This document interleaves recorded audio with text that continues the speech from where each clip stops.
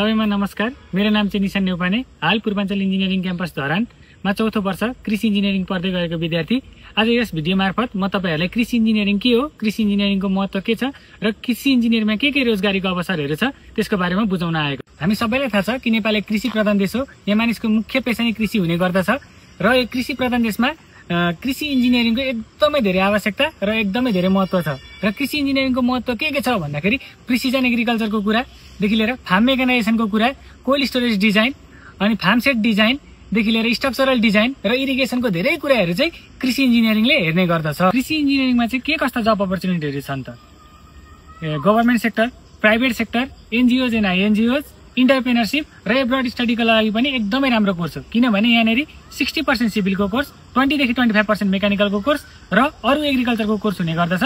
यसको कारणले गर्दाखेरि बाहिर जाँदाखेरि, बाहिर एब्रोड स्टडी गर्नको लागि चाहिँ हाम्रो चाहिँ सब्जेक्ट चोइसमा चाहिँ एकदमै धेरै हुने भयो। र यो अपर्च्युनिटिजहरुदेखि बाहेक हामीले आफ्नो इन्टरप्रेनरशिप खोलेर ठुलठुला कम्पनीहरू खोलेर त्यसमा नि काम गर्न सक्यो, कोल्ड स्टोरेज डिजाइनहरू पनि गर्न सक्यो र आफू चाहिँ एक एग्रिकल्चर रिसर्चरको रूपमा पनि भएर काम गर्न सकिन्छ। नेपालमा अब खाली कृषि होइन, स्मार्ट कृषिको पालो हो। यो पढ्नेले विदेश जाइराख्नु पर्दैन, गाउँमै एउटा उद्योगको मालिक भएर बस्न सकिन्छ। कृषि इन्जिनियरिङमा लगानी गर्नु भनेको खाद्यान्न आयात घटाउने र गाउँको अर्थतन्त्र बढाउने एकदमै राम्रो नीति हो। यसले देशलाई आत्मनिर्भर बनाउँछ। निष्कर्षमा भन्नुपर्दा कृषि इन्जिनियरिङ एउटा विषय मात्र होइन, यो समृद्ध नेपाल, सुखी नेपालीको एउटा मजबुत खम्बा हो। कृषि इन्जिनियरिङ नेपालको एकमात्र कलेजमा पढाइ हुन्छ, पूर्वाञ्चल इन्जिनियरिङ क्याम्पस धरानमा। र वर्षमा 48 जना विद्यार्थीहरूको मात्रै कृषि इन्जिनियरिङमा इन्टेक हुने गर्दछ।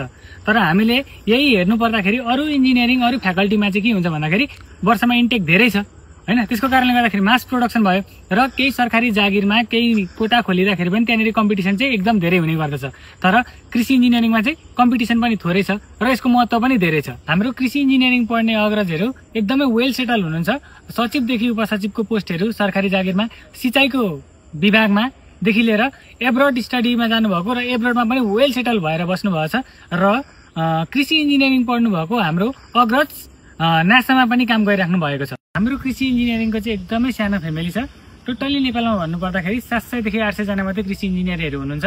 र तपाईलाई यो एउटा सानो भिडियोमा त सबै कुरा त मैले जानकारी गराउन सक्दिनँ। मेरो फेसबुकमा नाम निशान नेउपाने छ र म नेसनल कृषि इन्जिनियरिङ विद्यार्थी समाजको पनि अध्यक्ष हो।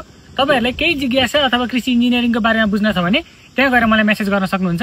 र जाँदा अन्तिममा के भन्न चाहन्छु भन्दाखेरि यो एउटा ब्याचलर डिग्री मात्रै होइन, एउटा देश बनाउने डिग्री हो। So, be the part of the agriculture engineering, be the part of our family, and be the part of the nation builder. Thank you. धन्यवाद।